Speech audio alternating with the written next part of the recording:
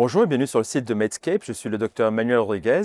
Je suis aujourd'hui à l'ESMO 2025 à Berlin où nous allons parler de gynécologie en présence du professeur Benoît You des Hospices civils de Lyon et du docteur Diana Bello-Roufaï de l'Institut Curie également. On va parler plus précisément de cancer de l'ovaire cette fois-ci. On avait parlé beaucoup les précédentes années de l'endomètre et du col et là de nouveau c'est cancer de l'ovaire. Il y a peut-être deux études particulièrement intéressantes parce qu'en plus, l'une pourra s'appliquer potentiellement rapidement et l'autre dans peu de temps, en première ligne et en rechute platine résistante. En première ligne, ça fait une quinzaine d'années qu'on discute de savoir est-ce que notre carboplatin Taxol, notre chimiothérapie préférée dont les gens finissent par se moquer puisqu'on est toujours autour des mêmes chimiothérapies, est-ce qu'il vaut mieux le faire toutes les 3 semaines ou toutes les semaines? Il y avait une première étude japonaise il y a une petite quinzaine d'années qui nous a dit peut-être qu'il faut le faire toutes les semaines plutôt que toutes les 3 semaines. C'est l'air de mieux marcher avec pas beaucoup plus de toxicité. Puis finalement des études de confirmation qui n'ont pas confirmé, on est revenu à toutes les 3 semaines. Et là, on revient peut-être à toutes les semaines. L'étude ICON 8B. Est-ce que vous pouvez nous en dire plus sur le design de cette étude et ce que ça donne? Oui, alors effectivement, l'objectif, c'était de confirmer la place de l'intensification thérapeutique en première ligne des cancers de l'ovaire, mais en association avec le bevacizumab. Et c'est probablement là qu'il y a l'originalité. Donc, c'est un essai initialement à 3 bras, mais qui finalement est revenu à 2 bras. Et on compare 2 bras. Celui d'abord où on traite carboplatine paclitaxel toutes les 3 semaines qu'on connaît, plus bevacizumab, versus carboplatine paclitaxel dose intensifiée à 80 mg par mètre carré hebdomadaire, plus bevacizumab, chez des patientes qui ont un cancer de l'ovaire à haut risque. Et justement, cette dose intensifiée est importante parce que c'était cette dose intensifiée qu'on avait utilisée dans l'essai japonais positif et pas forcément dans les autres. On avait juste divisé par 3 la dose. Oui, alors effectivement, il y a des variantes.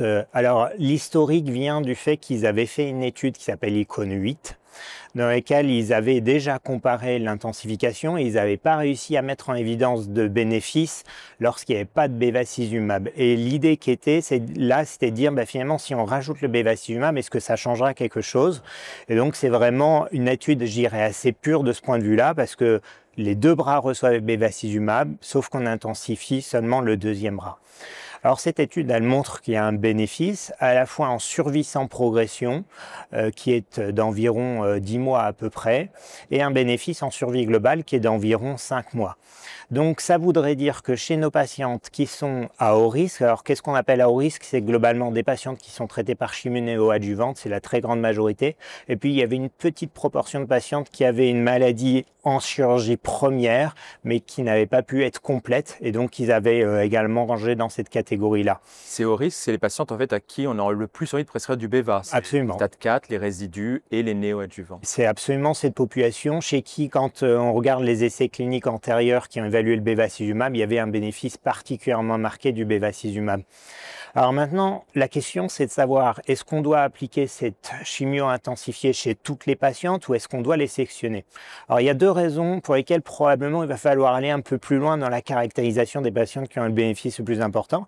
La première raison, c'est une raison d'abord de toxicité, parce que par définition, un schéma intensifié, c'est plus toxique sur le plan hématologique, sur le plan des neuropathies. Et puis la deuxième raison, c'est une raison pratique, c'est-à-dire qu'organiser nos hôpitaux de jour pour pouvoir être capable de gérer des patientes avec chimio intensifiée, on ne peut pas le faire chez tout le monde. Et donc aujourd'hui, l'idée, ça va être, essayons d'aller identifier chez qui il y aurait un bénéfice particulièrement important. Alors on a des données rétrospectives qui venaient de l'étude ICON 8 qui suggéraient que peut-être c'est des patientes qui répondent moins bien à la chimiothérapie, les fameux kélim défavorables, qui auraient un bénéfice plus marqué de cette chimio intensifiée. D'où l'étude Salvovar où on commence avec 3 chimios classiques toutes les 3 semaines qui sont quand même bien supportées, même chez des femmes âgées et fragiles. Ça, c'était une autre étude française qui l'avait montré. Ouais. Et par contre, quand ça ne répond pas bien sur la décroissance du CA125 par le kélim et qu'on n'arrive pas à les opérer, c'est là où Salvovar intervient. Exactement, c'est ces patientes qui ont les 2 drapeaux rouges, c'est-à-dire qu'à la fois elles n'ont ni une chimio qui marche, ni la possibilité d'être opérées complètement. Et là, on sait pertinemment que leur pronostic est malheureusement réservé. Et donc Salvovar vise à voir si ces patientes-là, on randomise et chimiothérapie intensifiée versus chimio classique, si on peut augmenter d'abord les chances d'une chirurgie secondaire tardive, parce que ça serait très intéressant, et la survie globale. Donc l'essai clinique actuellement recrute, hein, il est conduit par le groupe Arcagie Gynéco, c'est une étude internationale, et donc je pense que c'est vraiment, les résultats favorables d'ICON 8B, c'est vraiment un signal fort pour nous dire, allez-y, il faut répondre à la question et essayons de trouver la population de patientes qui a le bénéfice le plus marqué. On a des données rétrospectives d'ICON 8 qui suggèrent que ça serait ces patientes-là. Alors on va le faire aussi dans l'étude ICON 8B, hein, c'est ce que nous a expliqué Andrew Klemp hier, c'est qu'ils sont en train de faire des études de recherche translationnelle pour rechercher chez qui il y a un bénéfice plus important. Est-ce que c'est le Kelim peut-être? Est-ce que ça sera le statut BRCA-HRD également? Donc il y a un champ de réflexion, mais qui est aussi autour globalement de la chimiosensibilisation. Ça, je pense que c'est très intéressant. Et donc là, on était en première ligne. Ouais. Ensuite, dans l'histoire de la maladie, il y a les rechutes platine sensibles où il n'y a pas eu de grandes nouveautés cette année, mais à un moment, en fait, les fameuses rechutes platine résistantes, c'est-à-dire à moins de 6 mois d'une année platine, qui est un terme en fait pour dire résistant à beaucoup de choses, puisqu'elles ne sont pas complètement résistantes aux platines, mais elles sont relativement résistantes à tous les traitements. C'était une situation très difficile, où il y avait très peu de médicaments qui semblaient être efficaces. On a eu, il y a quelques années, et dans la pratique quotidienne depuis quelques mois, le mirvetuximab soravtansine, un ADC, un anticorps conjugué contre le récepteur folate, qui est arrivé, mais que pour une minorité de patientes. Et là, finalement, on sent que les choses bougent, puisqu'il y avait eu une étude qui était Rosella il y a quelques temps, et là, il y a la Keynote B96. Keynote B96 qui pose pour la 11e ou 12e fois la question de l'immunothérapie ciblant PD1, PDL1 dans les cancers de l'ovaire, avec un passif d'essai clinique négatif, mais parfois un peu de frustration en se disant tiens, si on était en survie globale, on aurait pu être positif. Et là, cette étude-là, présentée en oral avec des résultats potentiellement intéressants. Oui, des résultats potentiellement intéressants et enfin des résultats positifs avec l'immunothérapie dans le cancer de l'ovaire suite à tous les échecs que tu as cités. Donc la Keynote B96, c'est une étude qui compare deux stratégies thérapeutiques, une avec du Taxol hebdomadaire, plus ou moins bevacizumab si les patients qui sont éligibles, versus cette même stratégie plus l'immunothérapie par pembrolizumab. On est dans une population pré-traitée par au maximum 2 lignes de chimiothérapie antérieure, dont une à base de platine, donc des patientes qui finalement deviennent résistantes assez précocement dans leur histoire. Donc l'étude est positive sur l'ensemble de ces critères, en fait, sur la survie sans progression, dans une population CPS supérieur à 1, PDL1 positif, dans la population en intention de traiter, avec un hazard ratio qui est de l'ordre de 0,7. On a eu également les résultats en survie globale dans le sous-groupe des patients PDL1 positifs, c'est ce qui a été présenté. Et puis non présenté mais annoncé également de la survie globale dans la population en intention de traiter, hazard ratio du même ordre de grandeur, 0,7 également.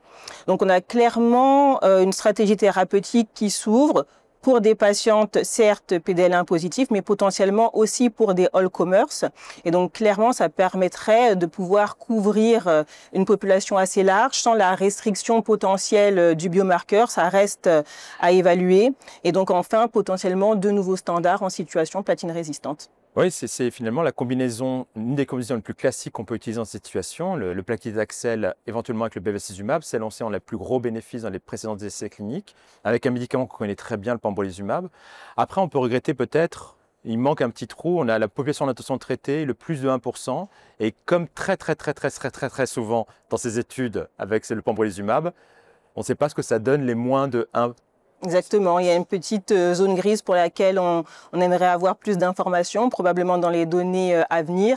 Et effectivement, comme tu le soulignes, il y a quand même tout l'intérêt du profil de toxicité, pas de contingence logistique avec nos collègues ultra spécialistes, parce que c'est des molécules qu'on a l'habitude de bien manipuler, pour lesquelles les parcours de soins sont déjà établis, et donc une aisance de prescription attendue. Et donc, finalement, il y a quelques années, on n'avait pas grand-chose, voire rien de spécifique pour cette maladie platine résistante. Et maintenant, on a eu le mirvetuximab qui est déjà sur le marché. On aura peut-être bientôt le pembrolizumab, puisque le dossier a été rempli, c'est ce qui avait été annoncé pendant la session. Oui. Et peut-être bientôt aussi cet anticorticoïde dans l'étude Rosella, le relacorilant, qui pourrait arriver dans les prochaines années aussi. Et sans même parler, parce que là, sinon, on repart pour 10 minutes, des ADC qui arrivent dans cette situation, ciblant plein de cibles thérapeutiques intéressantes dans le cancer de l'ovaire. Et si je peux me permettre, en fait, on avait enterré l'immunothérapie dans les cancers de l'ovaire. Et en fait, je pense que là, on a des signaux qui nous arrivent pour dire non, il y a peut-être une place pour l'immunothérapie, il faut juste identifier les bonnes patients. Les bonnes patientes, Et tout à fait. Je te rappelle, moi j'ai toujours dit qu'il se passait quelque chose quand on regarde les courbes et je pense juste qu'on a mal sélectionné depuis le début et qu'on s'est trompé d'endpoint à chaque fois. Absolument. Ce sera l'occasion de la prochaine discussion. En tout cas, merci d'être venu et à bientôt sur le site de Medscape. Merci. Merci.